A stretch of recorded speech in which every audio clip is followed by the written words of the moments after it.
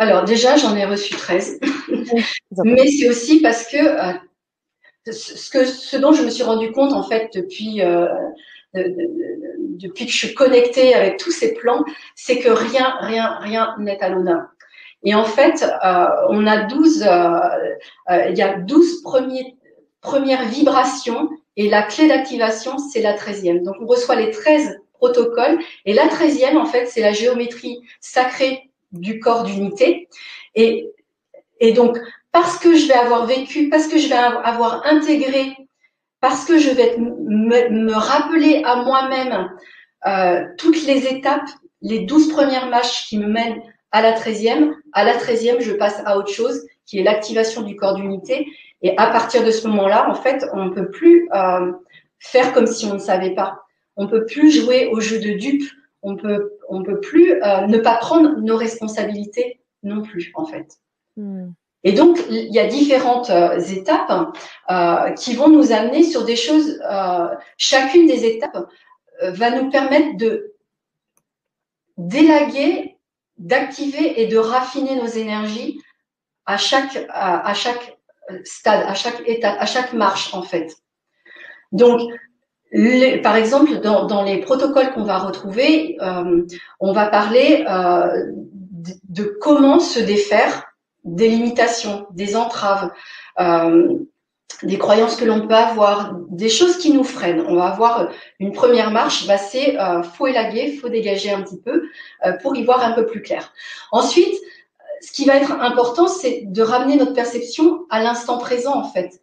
Parce que comment je peux marcher ma vie si je suis tout le temps en train de regarder derrière, en regardant mon passé et en ruminant sur les choses qui me sont arrivées. Alors, je ne dis pas qu'il faut regarder qu'en avant, je dis qu'il faut avoir de la flexibilité, de regarder derrière, mais aussi sur les côtés, de savoir regarder en bas, mais aussi en haut. Et de sortir des rigidités et des fixités que l'on a à l'intérieur. Et ça se vit notamment quand on se restitue à l'instant présent. Alors après, on peut aussi, ce qui va être important, c'est de bien discerner qu'on a notre part de personnalité et que elle, c'est comme un vêtement qui revêt notre divinité. Ça veut dire que même le plus grand de mes bourreaux, la personne qui m'a fait le plus de mal, la personne qui aujourd'hui encore me fait le plus de mal, la personne avec laquelle je suis le plus en colère et en dysfonctionnement, eh bien, c'est une divinité. C'est une divinité en incarnation qui joue ses blessures d'enfant dans la matière. Et je joue un rôle pour cette personne. Et donc, je rends service à sa personnalité. Et c'était absolument plus douloureux quand on sait qu'on est une divinité en incarnation et que l'autre aussi est une divinité en incarnation et que c'est juste son système qui agit sa blessure. Donc, il y a ça, mais il y a aussi le fait qu'on ait fait plein d'expériences alors sur Terre, mais aussi notre vie ne se réduit pas à cet instant qu'est notre vie actuelle. C'est comme un collier de perles. On a différentes expériences dans différents plans et dimensions aussi. Et donc, on a plein d'expériences à réintégrer. Comme si on avait la possibilité, à des moments donnés, de pouvoir faire la synthèse, en fait. De ramener tout dans notre présent parce qu'on souhaite être en régence de notre vie. On n'a pas envie d'être un zombie. On prend la responsabilité de notre incarnation en tant que divinité et on va ramener toute cette connaissance, tout ce savoir, toutes ces sagesses, toutes ces expériences ici. Parce que l'objectif, c'est de spiritualiser en fait la matière.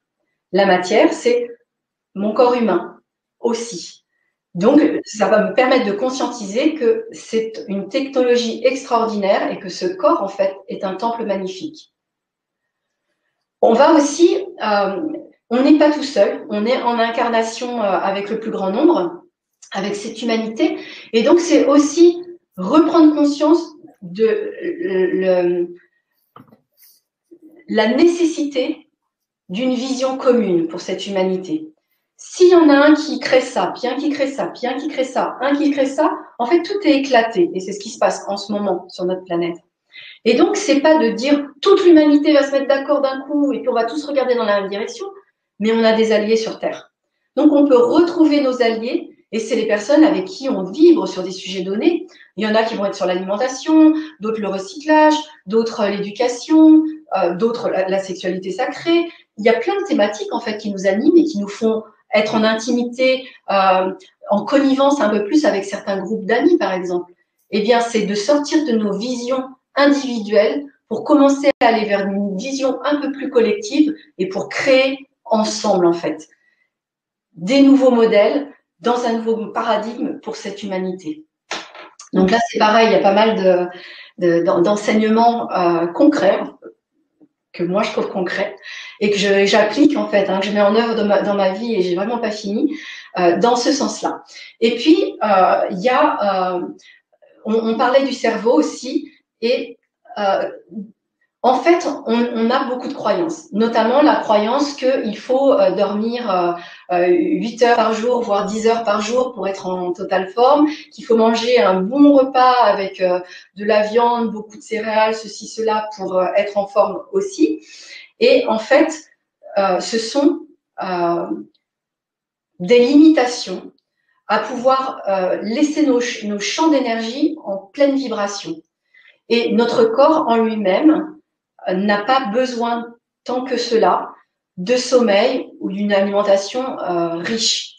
Et quand on se rend disponible, quand on commence à raffiner nos énergies, que ça commence à circuler, en fait, on n'a plus besoin autant de manger, on n'a plus besoin autant de dormir et nos nuits deviennent la conscience de nos jours. C'est-à-dire qu'on a des phases nocturnes où on peut avoir des rêves ou recevoir des enseignements très éclairants qu'on va pouvoir mettre à disposition de nos journées. Et je crois qu'il y a un des rituels qui va dans ce sens-là, qui donne des résultats en fait très très très rapides. Cela, c'est les résultats qu'on peut voir très très vite. Alors, l'objectif aussi, quand on continue à monter les marches, ça va être à un moment donné d'être conscient de notre personnalité, mais comme de renaître à notre divinité. Et renaître à sa divinité, c'est vraiment avoir un regard de bonté, de bienveillance et de beauté dans notre vie, sur la vie et sur chacun. Et ça fait toute la différence. C'est le choix et la responsabilité de regarder avec moins d'écailles, moins de filtres devant les yeux. Et quand on regarde la vie à partir de la divinité, en fait, on voit ce champ d'illusion. Mais on ne le voit pas pour s'en sortir, être contre, le batailler. Juste, on le voit et on éclate de rire et on développe en fait toute la légèreté et l'humour d'être en éveil dans cette dimension parce que on voit vraiment à quel point tout est merveilleusement tricoté. C'est une magnifique dentelle, tout est conçu merveilleusement, je dirais. Et puis, donc, on va aller travailler aussi au niveau de nos capacités, en fait, de notre troisième œil, de notre sixième sens.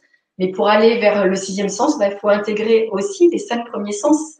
Et quand on regarde bien notre vie, si on n'est pas en présence et en conscience, eh bien, il y a plein de choses qui nous passent à côté de nos sens parce que on s'éloigne de soi-même. Alors que quand on est en présence et en conscience, en fait, eh bien, si moi je saisis une orange pour la peler, je vais avoir la texture, je vais avoir la rondeur, je vais prendre le temps de regarder la couleur, mais quand je vais l'ouvrir aussi, je vais voir les tranches, la beauté d'une orange, c'est extraordinaire, une orange, les nervures d'une orange, c'est extraordinaire. Quand on l'ouvre, c'est extraordinaire. Et puis ce jus, et puis ce goût, et cette odeur, en fait, c'est tout ça qui va aussi permettre de développer la capacité à capter subtilement tout ce qui est disponible au niveau des champs énergétiques. Alors, on va aussi travailler, alors comme on a équilibré la polarité féminine, eh bien, on va aussi aller équilibrer la polarité masculine, que l'on soit un homme ou une femme, parce que chacune de nos polarités sont nécessaires pour l'état d'unité. C'est l'eau froide, l'eau chaude dont je parlais tout à l'heure. Et nous avons chacun une polarité masculine et féminine qui nous est nécessaire parce qu'elle nous permet des actions différentes dans notre quotidien aussi.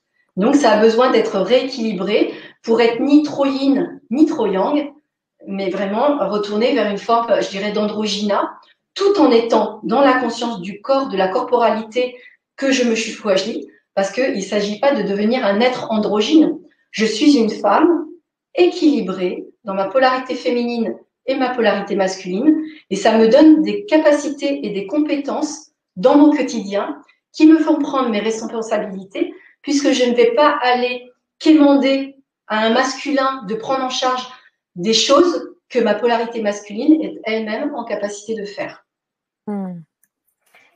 Et puis, on va aussi… alors, il y a un des protocoles, parce que c'est une aventure, en fait, là, je parle que d'une phase de l'aventure, mais j'ai ensuite été amenée à voyager dans d'autres pays de la même manière, et notamment, il y a toute une introduction sur des soins holistiques.